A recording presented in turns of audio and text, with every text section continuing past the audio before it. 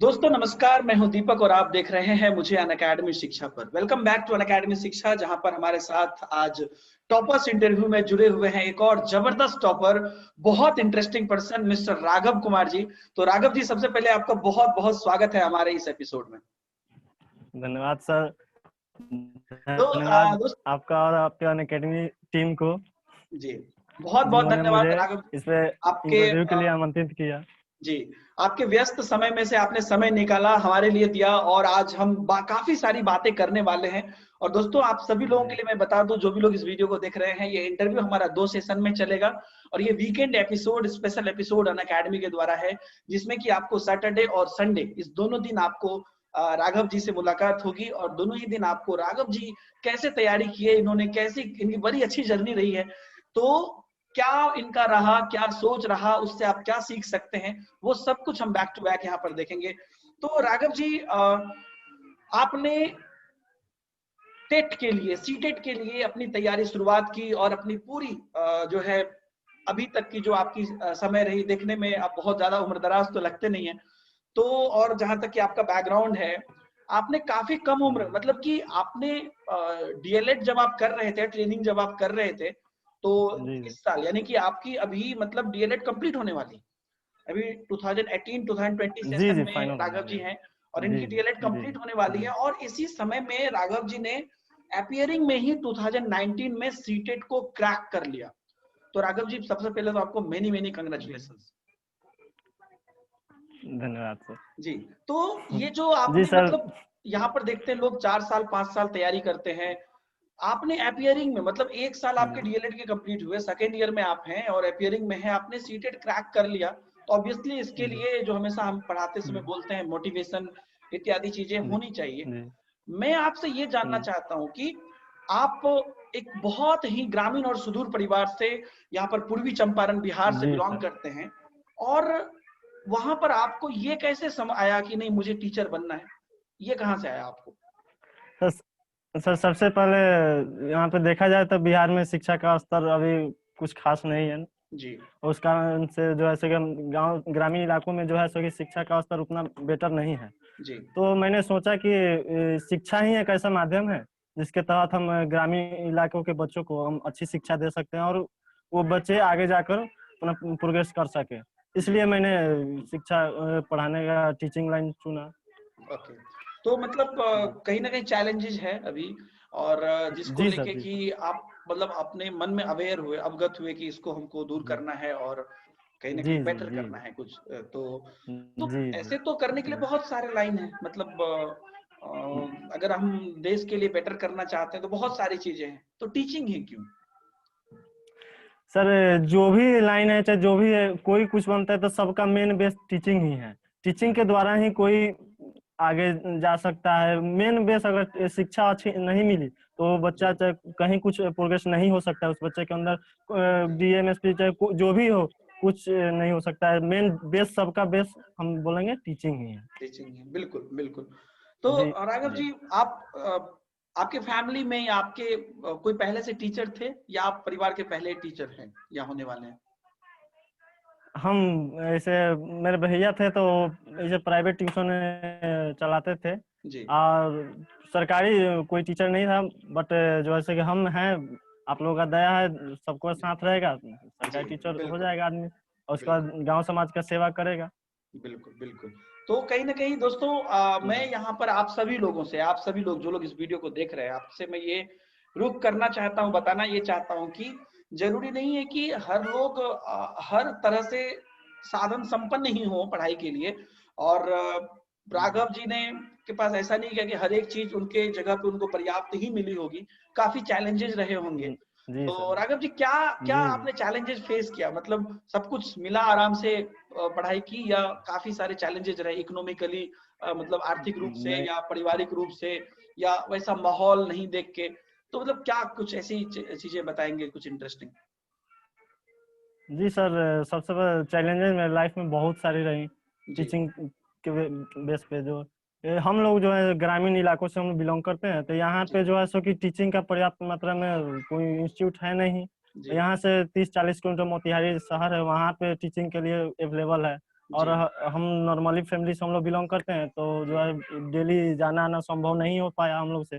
जी, इस वजह से जो है सो कि हम लोग के लिए इंटरनेट सुविधा और अन अकेडमी और जो भी है इंटरनेट के द्वारा, मोबाइल के द्वारा जो जी, भी हम पढ़े जी, वो अपने से खुद से ही पढ़े, और उस वजह से हमारा टीटी करेक्ट। क्वालिफाइड हुआ।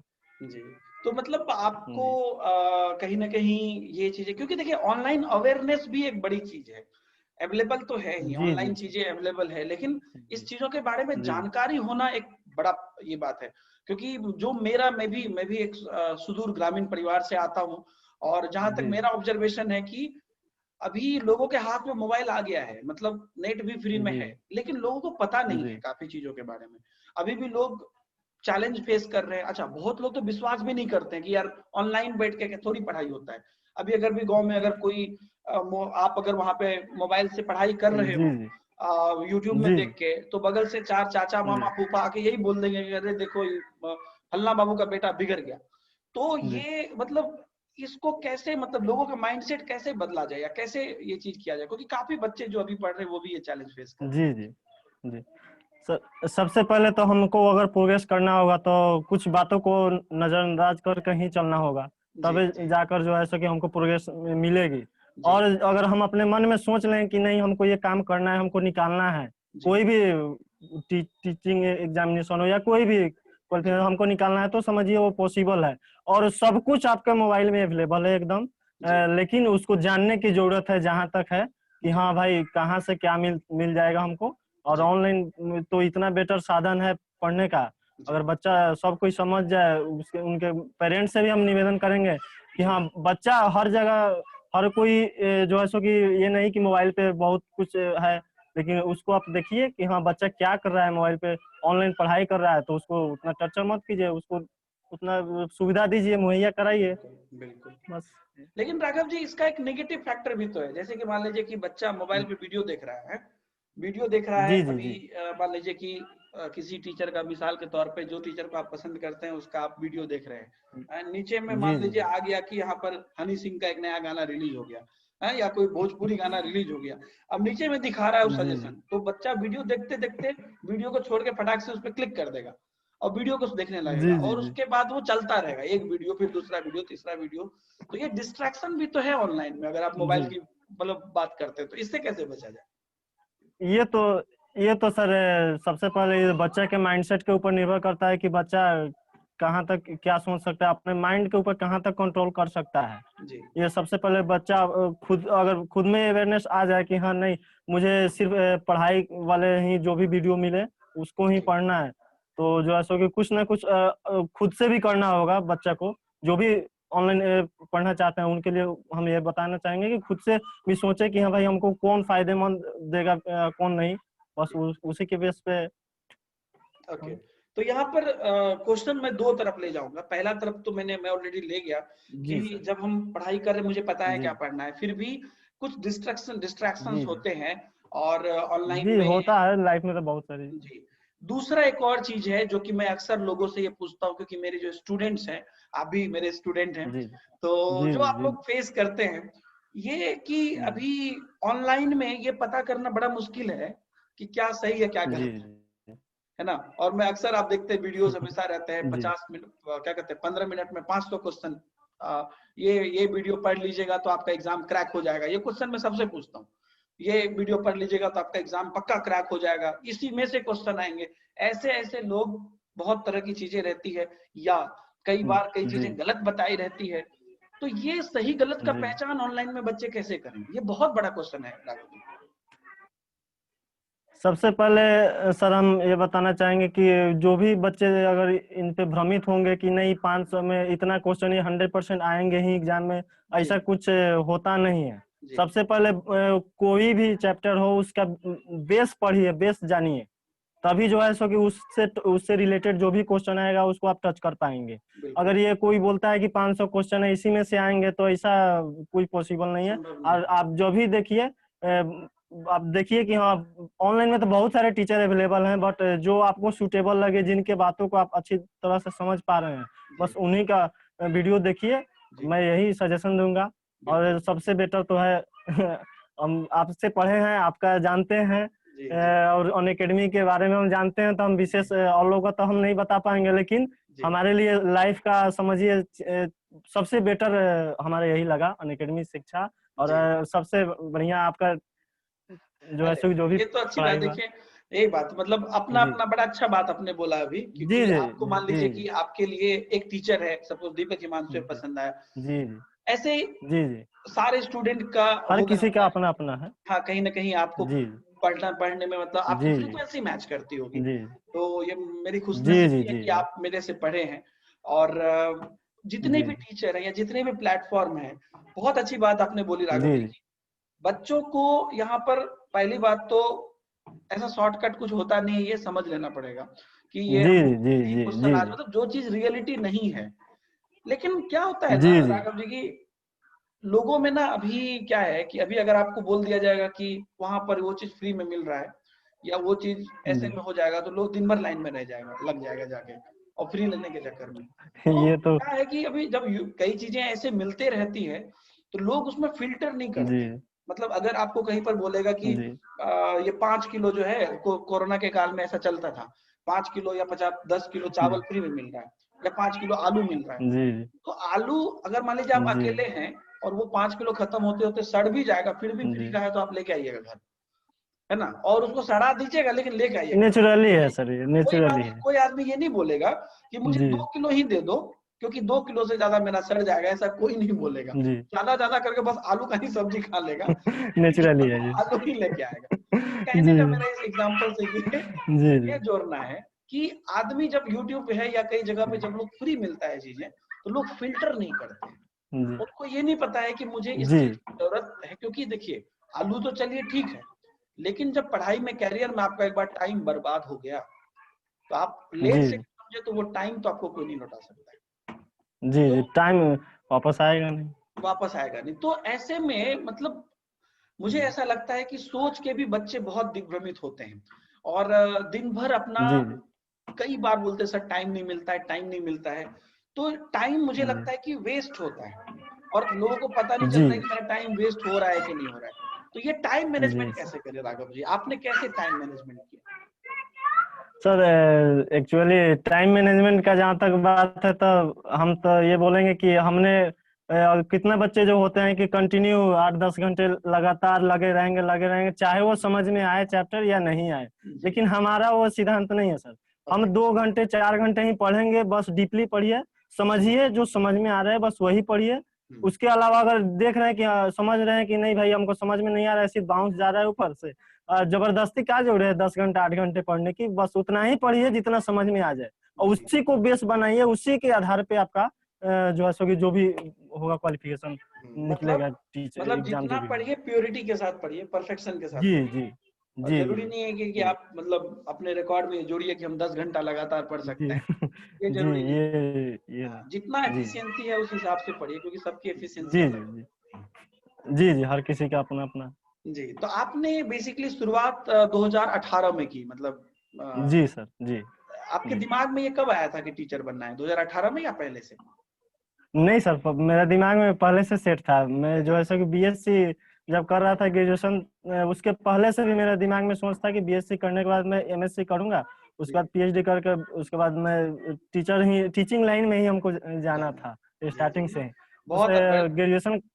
जी बहुत बड़ी उपलब्धि आपने हासिल की है, बहुत बहुत जी जल्दी और बहुत समय के साथ हासिल की है, और आगे भी भगवान आपको बहुत उपलब्धि देंगे। जी जी जी दोस्तों जो भी लोग इस वीडियो को देख पा रहे हैं, आपको पता है हम बात कर रहे हैं राघव जी से। राघव जी पूर्वी चंपारण बिहार से बिलोंग करते हैं और एक सुदूर प्रांत से होने के बावजूद इन्होंने अपने अपीयरिंग में सफलता हासिल की है। और राघव जी के पास काफी चैलेंजेस रही है और ये चीज हमें काफी प्रेरणा दे रही है, मुझे भी ये चीज मोटिवेट कर रही है कि आपको मतलब किसी चीज के मोहताज है नहीं आप, अगर आप करना चाहते हैं तो। हम हमेशा चीजों के बारे में बोलते रहते हैं कि ये प्रॉब्लम था, वो प्रॉब्लम था, यहाँ पे ये नहीं करने दिया गया, वहां पे वो नहीं करने दिया, इस वजह से सक्सेस नहीं हुआ। मुझे लगता है कि राघव जी के स्माइल और राघव जी की जो सक्सेस है, उससे देख के हम ये बिल्कुल कह सकते हैं कि अगर आप चाहते हैं करने का, आपको करना है तो आप कर सकते हैं, कुछ भी कर सकते हैं। और हम बहाने ना बनाएं अपने आप को। कभी कभी लोग क्या करते हैं कि जी जस्टिफाइड सर करते हैं कि हाँ ये जो है ये इस कारण से हम नहीं कर पाए। लेकिन उससे कुछ नहीं है, जी आप मेहनत करते जाइए, जितना भी रिसोर्सेज अवेलेबल है उसमें मेहनत करते जाइए। और बहुत ही लिमिटेड रिसोर्स में ऑनलाइन पढ़ के राघव जी ने की है, तैयारी की है, और काफी मतलब मोटिवेटेड है इनकी जिंदगी। तो राघव जी, इस पूरे सीटेट की मतलब आपने अपियरिंग में सीटेट क्वालिफाई कर लिया, ये लोग देखिए कितना इसके बारे में लाखों बच्चे अभी बैठ रहे हैं, इतना चैलेंजेस है। और तो आपको क्या लगा, सीटेट क्वालिफाई करना आसान है, मुश्किल है, या इसके लिए किस चीज की जरूरत है, ऑल ओवर अगर आप बोले तो?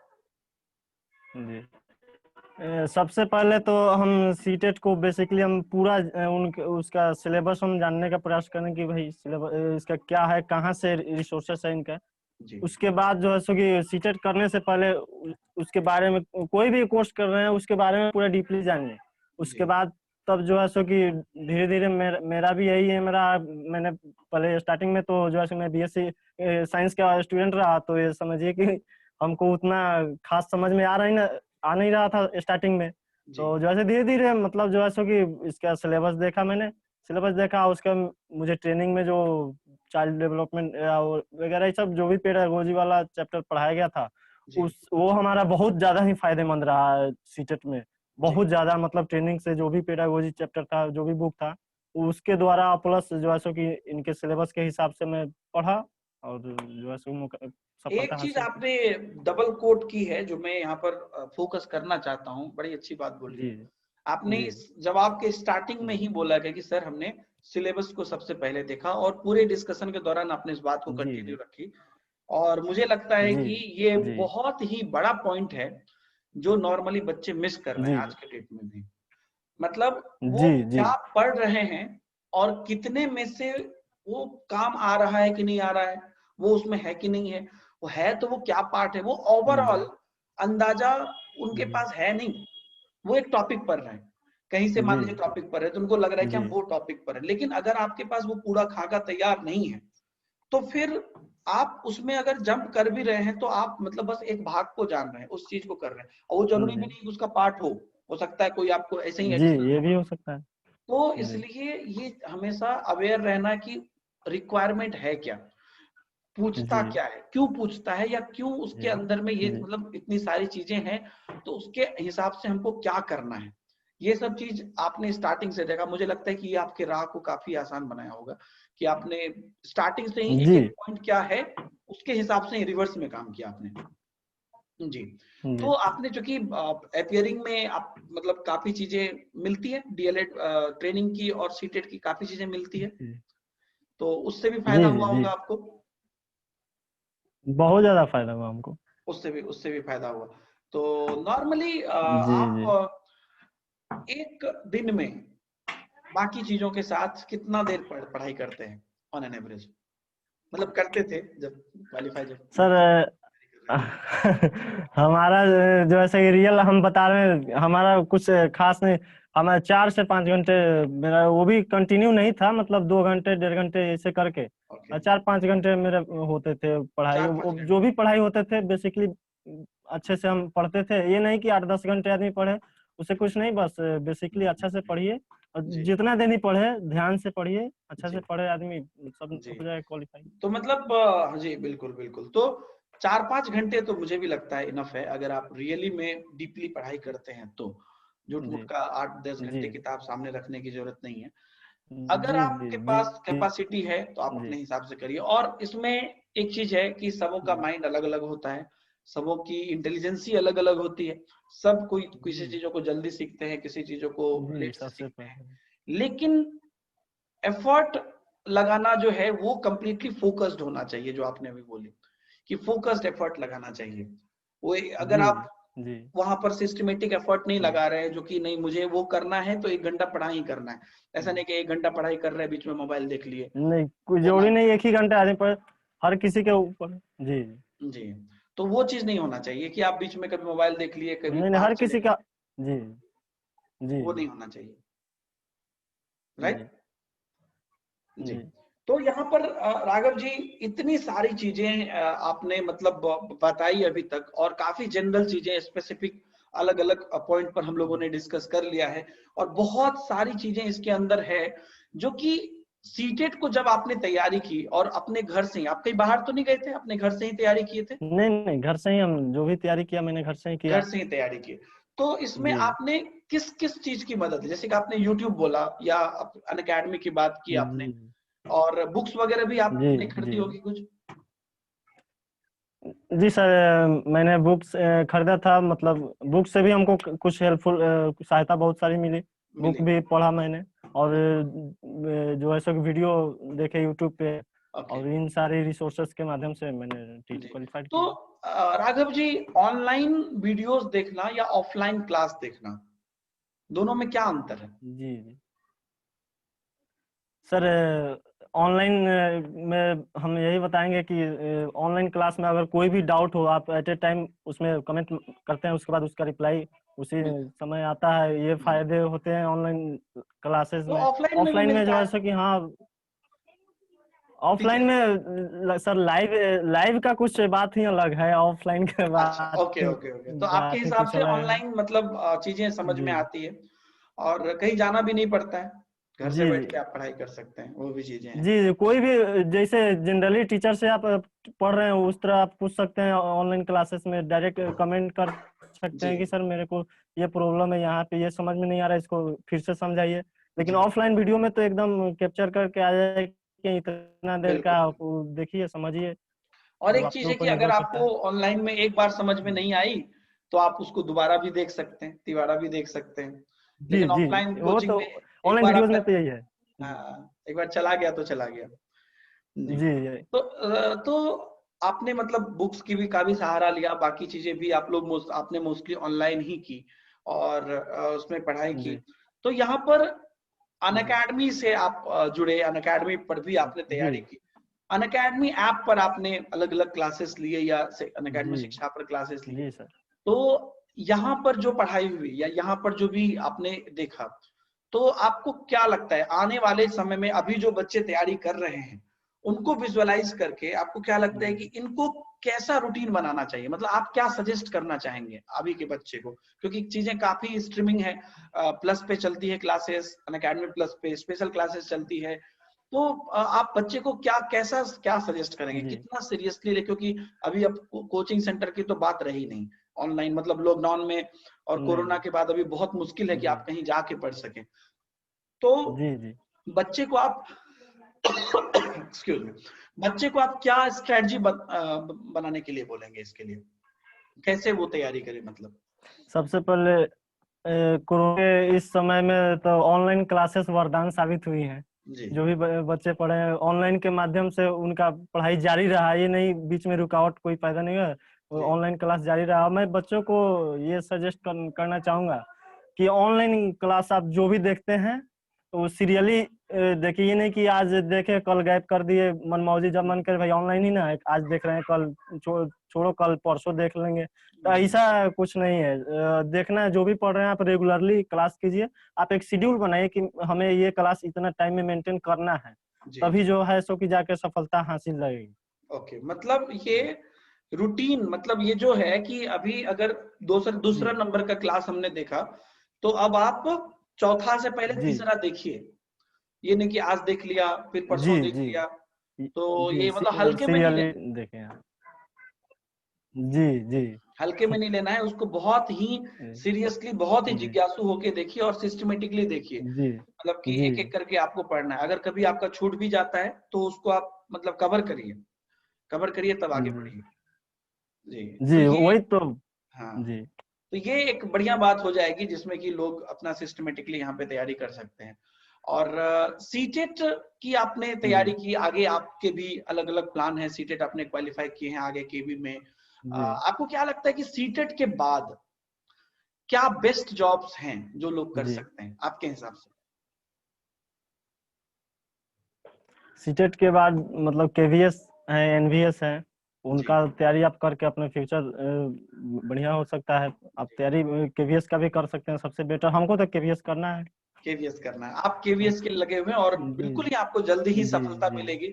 और आपके केवीएस जी के बाद भी हम एक इंटरव्यू करेंगे बिल्कुल, और उस पर भी हम स्ट्रेटजी लेंगे। और जी सर। अभी मतलब केवीएस की लोग तैयारी कर सकते हैं। और अभी के समय में सीटेट के लिए लगभग बहुत सारे लोग, आई थिंक 15 से 20 लाख लोग अब बैठते हैं एग्जाम में सीटेट में। अगर आप देखिएगा तो बहुत सारे लोग एग्जाम में बैठते हैं, तो कंपटीशन बढ़ते जा रहा है। और सीटेट के एग्जाम के लेवल के लिए अगर हम यहाँ पर आपको बात करते हैं तो अलग अलग टाइम पे कभी कभी अलग अलग पैटर्न पे एग्जाम पूछे जाते हैं। तो क्या लगता है आपको सीटेट का एग्जाम बहुत डिफिकल्ट होता है या इजी होता है या कैसा होता है? देखिए आप उसका सिलेबस सबसे अच्छा बढ़िया से जानते हैं, डीपली पढ़े हुए हैं, तो उनके लिए हम ये बताना चाहेंगे, उनके लिए एकदम नॉर्मल एग्जाम के जैसा ही उनको लगता है। अगर जो नहीं पढ़े हैं डायरेक्ट, अगर थोड़ा मोड़ा ऊपर इधर उधर पढ़ लिया और जाकर सोच रहे हो कि हम दे रहे हैं एग्जाम, तो उनके लिए हम ये बताना चाहेंगे जो कि डिफिकल्ट उनके लिए लगेगा। हाँ। बस अच्छा, तो क्वेश्चन जब अटेम्प्ट करते हैं राघव जी, जैसे कि अभी कई बार सीटेट में ज्यादातर बच्चे को देखने में मिलता है कि 2-3 ऑप्शन करेक्ट लग रहा है, कभी लग रहा है कि क्वेश्चन मतलब समझ में नहीं आ रहा है। लेकिन ऐसा कहीं कभी होता है कि अगर आप ध्यान से उसको देखेंगे और उल्टा अप्रोच अपनाएंगे तो कभी कभी आपको समझ में आ जाता है, पता चल जाता है। जरूरी नहीं कि हर चीज आप डायरेक्ट देखें, केबीसी सब में भी देखते हैं लोग जाते हैं इंटरव्यू देने के लिए, तो जरूरी नहीं कि हर क्वेश्चन वो जानते हैं, कई चीजों को छांट के करके करते हैं। तो यहाँ पर जब क्वेश्चन बनाने की जो स्ट्रेटजी है एग्जाम हॉल में या प्रैक्टिस में, वो कैसी होनी चाहिए किसी बच्चे की? सर हम तो आपसे मोटिवेटेड हुए, आपका मोटिवेशनल वीडियो आता था तो हम उसको देखते थे, आपका ही आप बताए थे कि हाँ सबसे पहले सही ऑप्शन पिक करने से पहले गलत ऑप्शन को छांटिए उसमें से कि कौन गलत ऑप्शन है। आपने इम्प्लीमेंट तभी जो है सर, जी सर आप ही आपके द्वारा जो भी वीडियो आया मोटिवेशनल उसको देखकर हम इंस्पायर हुए, उसके बाद उसी बेसिस पे उसी हिसाब से मैंने एग्जाम हॉल में किया, उसके बाद हमको सफलता हासिल हुई। तो मतलब ये चीज आप मतलब आपने इम्प्लीमेंट किया, तो मैं तो बोलता हूँ तो बच्चे सोचते हैं टीचर ऐसा ही बोलता है, आपने इम्प्लीमेंट किया है तो आई थिंक ये बात ज्यादा इफेक्टिव होगी कि गलत ऑप्शन को आपने, आपका भी ये सजेशन है कि गलत ऑप्शन को छांटिए पहले, क्योंकि गलत ऑप्शन ज्यादा परेशान करता है। अगर उसको नहीं छांटे हैं तो वो आपको हमेशा लगेगा ये भी सही है क्या, ये भी सही है क्या, वो ज्यादा आपको परेशान करता है। तो गलत ऑप्शन की तरफ को छांटना बहुत जरूरी है। और कई बार जब हम क्वेश्चन बनाना शुरू करते हैं तो ऐसा होता है कि 2 क्वेश्चन 3 क्वेश्चन लगातार हमारे से नहीं बन रहा है। मैं रियल बात बता रहा हूँ, जो बच्चों के साथ होता है आपके साथ भी हुआ होगा। और उसके बाद एकाएक दिमाग होने लगता है हुआ, हाँ टेंशन होने लगता है कि अरे क्या हो रहा है, क्वेश्चन नहीं बन रहा है, एक एक करके लगातार मान लीजिए 2-3 या बहुत टाइम लग रहा है। तो ऐसे टाइम पे क्या करना चाहिए बच्चे को? देखिए पेडागोगी जो भी चैप्टर है कि कभी कभी ऐसा लगता है कि चारों ही ऑप्शन सही हैं। ऐसा लगता है, तो इसके लिए बेसिकली मतलब जो डीपली पढ़े होंगे, उसके बेस जानते होंगे, जो भी वो अच्छा से पिक कर पाएंगे उनको। और उस वहां पे हमको टाइम मैनेजमेंट भी करना है, तो घबराना भी नहीं चाहिए। सबसे पहले कितने बच्चे, सबसे ज्यादा बच्चे घबरा जाते हैं एग्जाम हॉल में, और सही जो भी क्वेश्चन आता भी होगा वो नर्वस हो जाते हैं और उन क्वेश्चन को वो गलत कर देते हैं। तो हमारा यही सिद्धांत है कि सबसे पहले कूल माइंड से जाइए एग्जाम हॉल में, शांति से अपना जो भी पहले आ रहा है उसको आप टच कीजिए, जो नहीं आ रहा है उन क्वेश्चन को बाद में आप देखें। ओके ओके जी। तो यहाँ से काफी बढ़िया बात आपने बोली, जो नहीं आ रहा है सिंपल सी बात है, बहुत इजीली आपने बोला, लेकिन पता नहीं लोग इस चीज को इम्प्लीमेंट अगर कर दे तो बहुत बड़ी बात हो जाएगी कि जो नहीं आ रहा है उसको छोड़ दीजिए, उसको बाद में देखेंगे। और लेकिन कई प्रॉब्लम बच्चे को हो जाती है, तो इसी का यही से हम अगले वीडियो को शुरुआत करेंगे राघव जी, कि ये जो प्रॉब्लम हो रही है बच्चे को, जो बच्चे मान लीजिए कि एक 3-4 क्वेश्चन देख रहे हैं, तो आपने तो बोला कि चलिए आप छोड़ के आगे शुरुआत करिए, लेकिन होता क्या है कि लोग वहां पे डिमोटिवेट हो जाते हैं और लोग ये हो जाता है मन में क्या कि अरे यार अब मेरे से नहीं होगा, और उसके बाद क्या होता है कि आगे कुछ होने का भी है तो भी नहीं होगा। तो क्या होता है कि आप क्वेश्चन तो छोड़ सकते हैं, लेकिन दिमाग में जो बात आ गई है उसको हटाना बड़ा मुश्किल है। तो कल के वीडियो में, संडे के वीडियो में हम यहीं से शुरुआत करेंगे कि जब इस तरह की परेशानी आती है तो, और हम मान लीजिए स्किप नहीं कर पाते हैं, लगातार 4-5 क्वेश्चन गलती हो रहे हैं, तो उसके बाद जो हमारा दिमाग में प्रेशर आता है, इरिटेशन होता है, इस यहाँ से हम डिस्कशन शुरुआत करेंगे और काफी इंटरेस्टिंग वीडियो होगी। और अगले वीडियो में हम लोग टॉपिक वाइज बात करेंगे कि सीडीपी या ईवीएस या अलग अलग जो सब्जेक्ट है या उसके जो अलग अलग पार्ट है उसकी आपने कैसे तैयारी की। जो ऐसे ही अपियरिंग में एग्जाम आपने निकाल लिया तो कुछ तो आपको बताना पड़ेगा कि कुछ जुगाड़ हमारे बाकी स्टूडेंट भी लगाएं, उनको भी फायदा हो। तो ये सब काफी इंटरेस्टिंग चीजें हैं जो हम अगले वीडियो में करने वाले हैं। तो दोस्तों कल का वीडियो और भी बहुत ज्यादा इंटरेस्टिंग होने वाला है। हमारे साथ राघव जी बने रहेंगे अगले भी एपिसोड में। तो आज आपने राघव जी के व्यक्तित्व से, राघव जी के बात से, राघव जी के तौर तरीके से काफी चीजों को ऑब्जर्व किया होगा, अनुभव किया होगा। राघव जी आप दिल खोल के इतना बिंदास होके इतनी सारी बातें शेयर की, इसके लिए आज के वीडियो के लिए आपको बहुत बहुत धन्यवाद। जी, तो हम मिलते हैं कल फिर एक और नई वीडियो के साथ। राघव जी हमारे साथ बने रहेंगे कल के वीडियो में भी। तो तब तक के लिए दीजिए मुझे इजाजत। अपने माता पिता का सम्मान करें, बड़े बुजुर्गों का ख्याल रखें, सबों के साथ प्यार बांटें। बाय बाय, जय हिंद।